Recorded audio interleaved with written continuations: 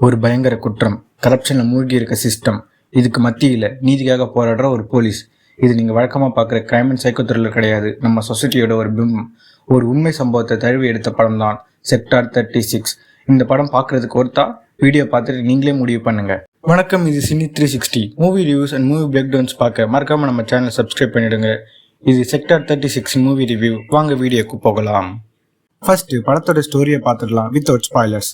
நான் முன்னாடியே சொன்ன மாதிரி 2006 நடந்த உண்மை சம்பவத்தை அடிப்படையாக கொண்டு எடுக்கப்பட்ட படம் தான் செக்டார் 36.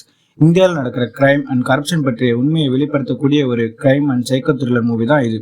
கதையோட மைய கதாபாத்திரம் எஸ்ஐ ராம்சரண் பாண்டியாவா நடிச்சவர் தீபக் டோப்ரியல். இவர் நொய்டால செக்டார் 36ல எஸ்ஐயா இருக்காரு. அந்த பகுதியில தொடர்ந்து மர்மமான முறையில பல குழந்தைகள் காணாம போறாங்க.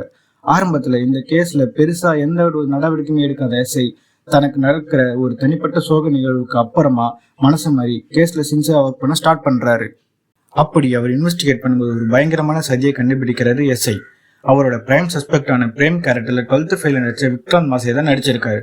ஒரு பெரிய பணக்காரன் வீட்டுல சாதாரண வேலைக்காரன் போல இருந்தாலும் ஒரு வெறித்தனமான மிருகம் இவனுக்குள்ள ஒளிஞ்சுக்கிட்டு இருந்துச்சு. இந்த கேஸ்ல டீப்பா எஸ்ஐ போக போக இந்த சம்பவத்துல சொசைட்டில பல பெரிய அதிகாரத்துல இருக்கவங்க எல்லாம் இந்த கிரைம்ல இருக்காங்கன்னு தெரிய வருது. இதனால பல நெருக்கடிகளுக்கும் உள்ளாகிறாரு எஸ்ஐ. இது எல்லாத்தையும் மீறி கடைசியில நீதி வென்றதா இல்ல அதிகாரம் வென்றதா அப்படின்றதுதான் மீதி கதை. நீங்க மீதிய படத்தை பார்த்து தெரிஞ்சுக்கோங்க. இந்த செக்மெண்ட்ல இந்த படத்தோட பாசிட்டிவ் நெகட்டிவ்ஸ் தான் பார்க்க போறோம். ஃபர்ஸ்ட் பாசிட்டிவ்னு எடுத்துக்கிட்டா ஆக்டர்ஸோட பர்ஃபார்மன்ஸ் தான். தீபக் ஒரு திறமையான நடிகர்னு நிரூபிச்சிருக்காரு. அதுலயும் முக்கியமா பொறுப்பில்லாத ஒரு அதிகாரியா இருந்து அப்புறமா எப்படி துணிச்சலா விசாரணை நடத்திட்டு போறாரு அப்படின்னு ரொம்ப சூப்பரா டிஃபரன்ஸ் காட்டியிருக்காரு. அடுத்து விக்ராந்த் தன்னோட கதாபாத்திரம் என்னென்ன புரிஞ்சு நல்ல அழுத்தமா அதை வெளிப்படுத்தியிருக்காரு. இந்த படத்துக்கு அது ரொம்ப நல்லாவே கை கொடுத்திருக்கு. செகண்ட் பாசிட்டிவ்னா அது படத்தோட கதைக்களம். இந்த மூவி உண்மையிலே நடந்த குற்றங்களை வச்சு எடுத்ததால நம்மளோட ஆர்வத்தை தூண்டி பார்க்க வைக்குது. முக்கியமா போலீஸ்க்கு இருக்க பிரஷர், பவர்ல இருக்கவங்களோட பலம் மற்றும் சட்டத்தின் சிக்கல்களை நல்லாவே காட்டியிருக்காங்க. தேர்ட் பாசிட்டிவ்னா அது நல்ல என்கேஜிங்கான ஃபர்ஸ்ட் ஆஃப். ஸ்டார்டிங்ல நடக்கிற கிரைம், அப்புறம் அதுக்கு அடுத்து வர இன்வெஸ்டிகேஷன் சீக்வன்ஸ், கண்டுபிடிக்கப்படுற க்ளூஸ், விசாரணைன்னு நம்ம கவனத்தை வேற எங்கேயும் செதற விடாம பாத்துக்கிறாங்க. ஃபோர்த், படத்தோட பேக்ரவுண்ட் ஸ்கோரை கேட்டன் சுதா ரொம்ப அருமையாவே பண்ணி பரபருக்கு பஞ்சம் இல்லாம பண்ணிட்டாரு. கடைசி மற்றும் முக்கியமான பாசிட்டிவ் என்னன்னா, இந்த படம் பார்த்து முடிக்கும் போது நமக்குள்ளேயே ஒரு கேள்வியை கேட்க வச்சிடறாங்க. இந்த சட்டம் உண்மையிலே எல்லாருக்கும் சமமா இல்ல அதிகாரம் உள்ளவங்களுக்கு மட்டுமா? அடுத்ததா படத்தோட நெகட்டிவ்ஸ் என்னென்னு பார்த்துடலாம். ஃபர்ஸ்ட் ஹாஃப் எப்படி விறுவிறுப்பா போச்சோ அது போல இல்லாம செகண்ட் ஹாஃப் கொஞ்சம் ஸ்லோ ஆகுது. சில இடத்துல கொஞ்சம் லேக் ஆகிற மாதிரியும் ஃபீல் கொடுக்குது. இந்த படத்தோட அடுத்த நெகட்டிவா எனக்கு தென்பட்டது ட்விஸ்ட் இல்லாத எக்ஸ்பெக்டட் கிளைமேக்ஸ்.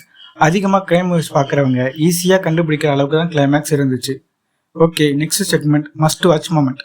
இந்த படத்துல கண்டிப்பா மிஸ் பண்ணாம ஒரு சீனை நீங்க பார்க்கணும்னா அதுதான் இன்டராகேஷன் சீன்.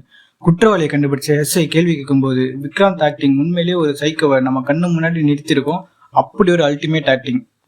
ஓகேவா? ஓகே, இப்போ வீடியோட ஃபைனலுக்கு வந்துட்டோம். ஃபைனல் வெர்டிக்ட்டை பார்த்துடலாமா? ஒரு ரியல் லைஃப் இன்சிடென்ட் பேஸ் பண்ணி கிரைம் த்ரில்லர் பார்க்கணும்னு விருப்பப்படுறவங்க செக்டார் 36 ஒரு நல்ல சாய்ஸ்.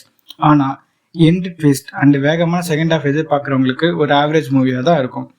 இந்த மூவியில் சில டிஸ்டர்பிங்கான சீன்ஸும் இருக்குது. ஸோ லைட் ஹார்ட்டட் பீப்புள் இதை பார்க்கறத தவிர்க்கலாம். கடைசியாக இந்த மூவிக்கு என்னோட ரேட்டிங் அவுட் ஆஃப் 5க்கு 3.25 கொடுப்பேன். சரி மக்களே, மேலும் இது போல மூவி ரிவ்யூஸ் பார்க்க சினி 360 சேனலை சப்ஸ்கிரைப் பண்ணிடுங்க. படத்தை பார்த்துட்டு அதோடைய கருத்தை நீங்கள் மறுபடியும் நம்ம கமெண்ட்ல சொல்லலாம். Thank you, bye bye.